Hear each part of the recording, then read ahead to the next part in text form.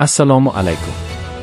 Dunyo bo'yicha eng so'nggi dolzarb voqealar 2026-yil 4-mart yangiliklari bilan boshlaymiz.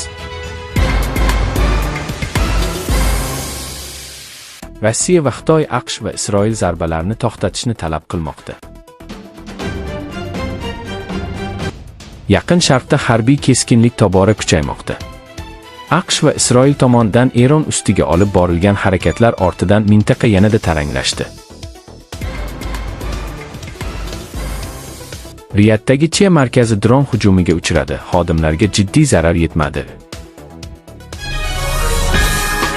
Livandagi Hizbullah Tel Avivga raketalar bilan hujum qildi, Isroil esa ogohlantirdi. Riyaddagi Chia markazi dron hujumiga uchradi, xodimlarga jiddiy zarar yetmadi. AQSh Ispaniya bilan savdo aloqalarida keskinlik yuzaga kelishini bildiradi. Yangi kanalimizni qo'llab-quvvatlab bir dona like ayamaysiz degan umiddamiz. Bizga obuna bo'ling, dunyo yangiliklaridan xabardor bo'ling.